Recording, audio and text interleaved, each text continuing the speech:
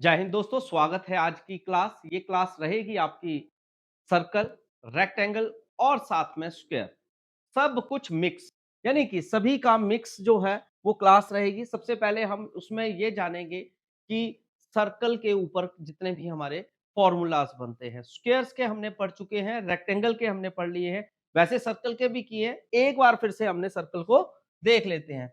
ये बेटा हमारा सर्कल है। सर्कल में एक बीच में सेंटर पॉइंट होता है। ये सेंटर पॉइंट हर पॉइंट से इक्वल होता है तो हम उसे सर्कल कहते हैं। सर्कल का जो मेन कॉमन पॉइंट होगा वो एक कॉमन लेंथ से क्या होगा, हर जगह से इक्वल होगा। और इस चीज को जो इक्वल लेंथ है उसे हम क्या बोल देते हैं, रेडियस बोल देते हैं। और रेडियस के डबल को हम जो है वो डायामीटर बोलते हैं। किसको बोलते हैं? डायामीटर।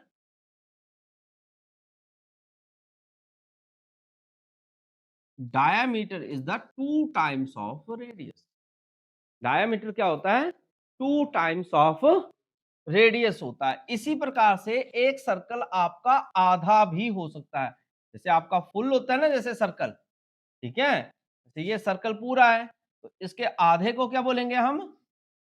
सेमी सर्कल, अर्धवृत्त। क्या है ये हमारा? अर्धवृत्त, सेमी सर्कल। ठीक है जी। एक हमारा क्या हो गया? सेमी सर्कल हो गया, एक हमारा सर्कल हो गया। अब सर्कल में तो आप समझ गए, यहाँ पे भी आर है, यहाँ पे भी आर है, और आर प्लस आर कितना हो गया? 2r। और 2r को हम क्या कहेंगे? डायामीटर, व्यास, हिंदी में व्यास। ठीक है जी। तो अब इसके ऊपर सर्कल के हमारे फॉर्मूलाज क्या क्या हैं? सबसे पहले है सर्कल के एरिया का फॉर्मूला। एरिया ऑफ सर्कल का फॉर्मूला आ गया आपका पाई आर स्क्वायर। क्या आ गया? पाई आर, पाई आर स्क्वायर। इसी प्रकार से इसमें सरकमफ्रेंस होता है। मैंने बोला था ना, सरकमफ्रेंस ऑफ सर्कल, यानी कि परिधि। परिधि क्या चीज होती है? परिधि होती है, बाउंड्री होती है, बस ये क में होती है सर्कल के, इस वजह से हम इसको परिधि बोलते हैं, सरकमफ्रेंस बोलते हैं।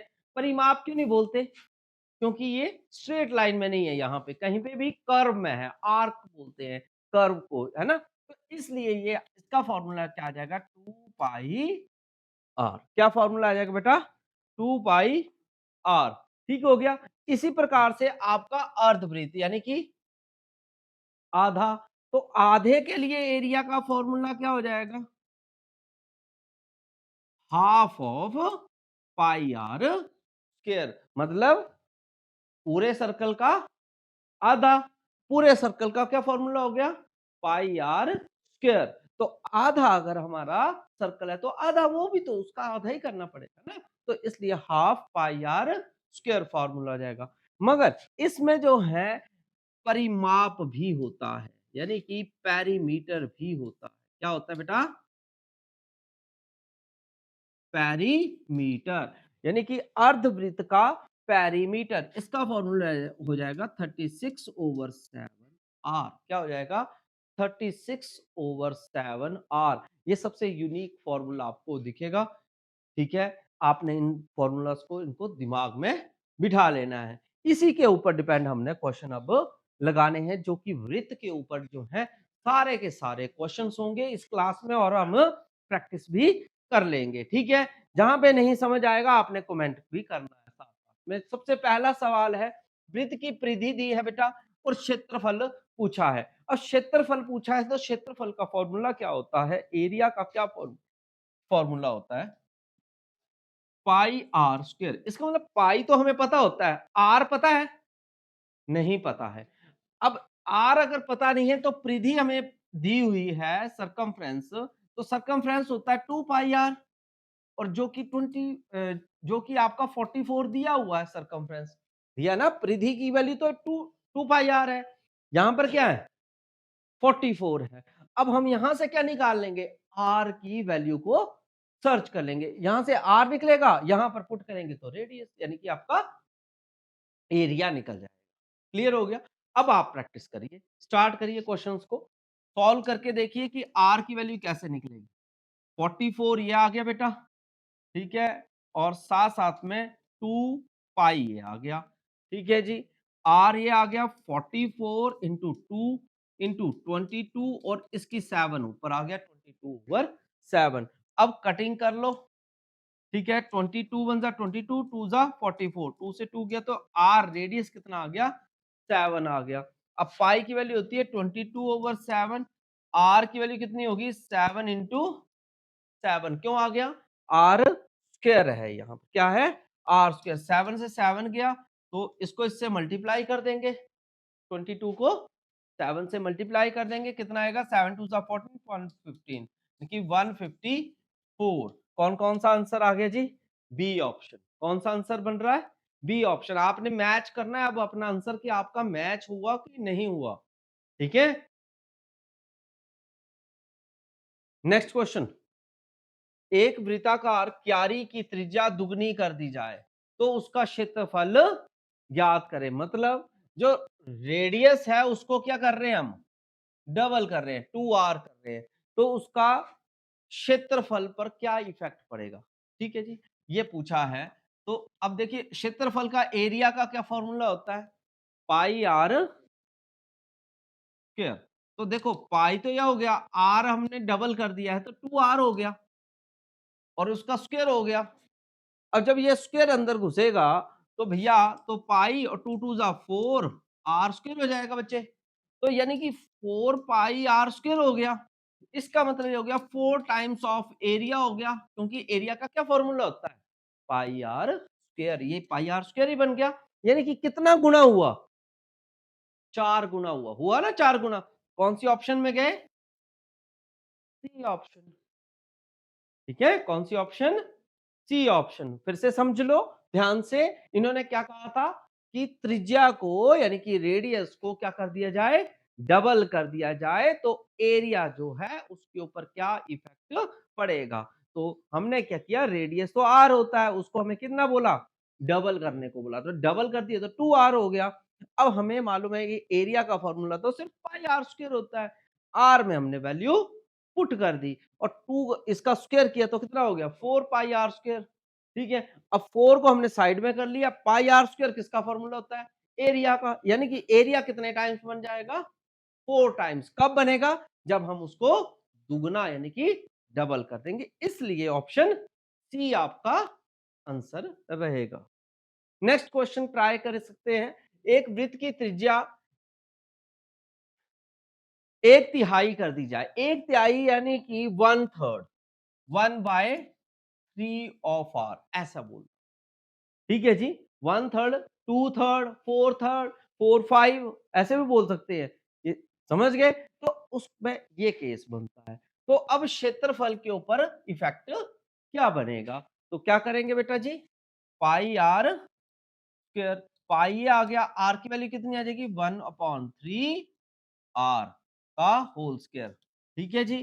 तो पाई 1/9 आर स्क्वायर यानी कि 1/9 पाई आर स्क्वायर, तो this is area, this is area. तो 1/9 टाइम्स ऑफ एरिया बन जाएगा, कितना बन जाएगा 1/9 भाग। कौन सी ऑप्शन के साथ जाएंगे, बी ऑप्शन के साथ चले जाएंगे जी, ठीक है जी। कौन सी ऑप्शन रहेगी, बी ऑप्शन। सभी ने ट्राई कर लीजिए फिर एक बार, फिर उसके बाद हम आगे कंटिन्यू कर पाए, ठीक है जी। चलें आगे कंटिन्यू सभी, ठीक है।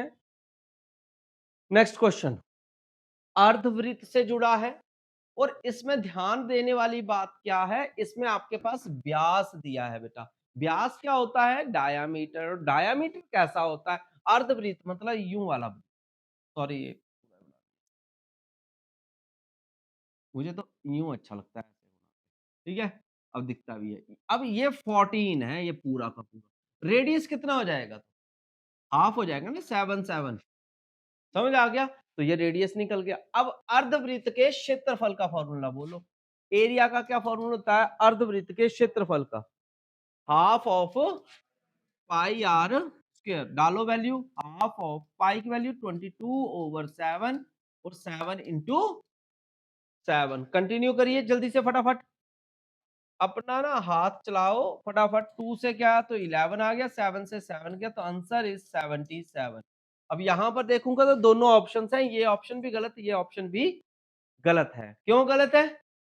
77 ही नहीं है इसमें, तो इसलिए हमारी गेम दो ऑप्शन पे है। अब अर्धवृत्त का क्या पूछा है? परिमाप। परिमाप का क्या फॉर्मूला बता दिया मैंने आपको, 36/7 आर।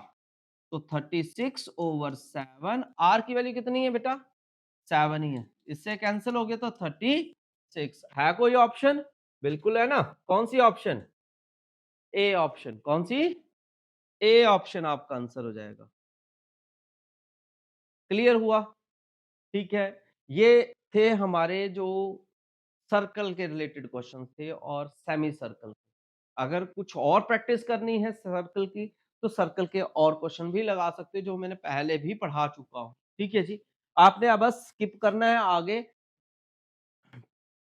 हमारे इन्हीं सर्कल के रिलेटेड या पीवाईक्यू के लिए। ठीक है, दूसरी वीडियो देखिए, उस पे मिलेगा। और इस वीडियो में अब आगे आपको मिलेगा आयत और वर्ग दोनों को मिक्स करके। ठीक है, दोनों को मिक्स करके क्वेश्चन कैसे चलते हैं।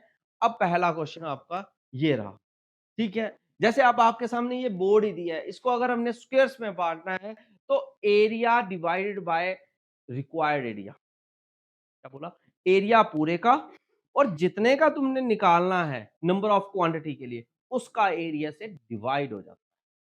ठीक है, थोड़ी थोड़ी बात समझ आई, थोड़ा हम पढ़ेंगे तो सारा समझ आएगा। पढ़िए, किसी आयत की लंबाई और चौड़ाई क्रमशः इतनी, मतलब एक आयत है यूं। अब इसकी लेंथ भी दी है बेटा 35 और ये 30 मीटर। ठीक है, इसमें से 5 मीटर भुजा वाले कितने वर्गाकार, वर्गाकार क्या होते हैं? बराबर चारों तरफ से इक्वल होते हैं। तो इसका मतलब मैंने 5-5 वाले ना ऐसे करके बनाने हैं। या ये समझ लो एक कमरे में ना 5-5 चारों तरफ से जैसे बराबर बराबर क्या लगानी है? टाइलें लगानी है कमरे में। तो कितनी टाइलें लगेंगी बेटा? बात समझ आ रही है? क्वेश्चन समझ आना जरूरी है। Equal equal. अब मुझे टाइलों का तो पता नहीं है, मगर मुझे तो टाइलें लगानी है घर के अंदर। इसके लिए हम क्या करेंगे? इसके लिए हम एरिया लेंगे पूरे का, कमरे का क्षेत्रफल। किसका? कमरे का। जैसे अभी क्यारी बोली तो क्यारी का क्षेत्रफल। तो हमारा क्या फॉर्मूला होगा? Length into breadth. तो लेंथ इंटू ब्रेथ यानी कि 35 गुणा 30। और आपको उसके अंदर जो टाइल लगानी है वो कौन सी लगानी है? 5x5 की। मैंने बाय क्यों बोला? क्योंकि स्क्वायर है ना वो, 5x5 इसलिए बोलते हैं। तो इसलिए 5 मल्टीप्लाई 5 या 5 का स्क्वायर लिख लो 25 है। अब इसको कैलकुलेट करते हैं, करिए जरा। 5 से 5 6 30 और 5 7 35 और 7 6 42। तो कितनी कितनी यानी कि हमें जो है क्यारियां कितनी बनाई जाएंगी? 42 क्यारियां बनाई जाएंगी। इस तरीके से आप जो है टोटल क्वांटिटी उस, चाहे अब ये क्यारियों वाला क्वेश्चन हो चाहे आपका कमरे वाला क्वेश्चन हो जिसमें टाइलें लगानी है, तो आपको टाइलों की संख्या पता लग जाए। और आम डेली लाइफ में हमें रिक्वायर्ड होता है, हमें जरूरत होती है, तब अंदाजा नहीं लगता है। मिस्त्री पढ़ा लिखा ही नहीं होता तो उसको क्या पता, इसीलिए तो मिस्त्री बना हो। ठीक है, तो आपको क्या चाहिए? आप खुद क्वांटिटी को मेजर कर पाओ। अगला सवाल है, फिर से कोशिश करिए, एक बार खुद ट्राई कर लीजिए पहले। देखो, इसमें आपको क्या कहा है कि कमरे के फर्श का माप ये है, यानी कि कमरे का एरिया तो तुम निकाल ही लोगे ना बेटा। 80 हो गए, कैसे हो गए 80? 10 इंटू 8, 80 हो गए। ठीक हो गया। अब आपको इसी कमरे में लगानी है वर्गाकार स्क्वायर्स में। ठीक है, अब कमरा कैसा है आपका? सर 10 मीटर लंबा, 8 मीटर चौड़ा। ठीक है, अब उसमें बराबर बराबर टाइल लगानी है, बराबर मतलब उनका। तो इसका मतलब इन दोनों का जो एचसीएफ है, किसका? कमरे के लेंथ ब्रेथ का, वो कितना आ रहा है?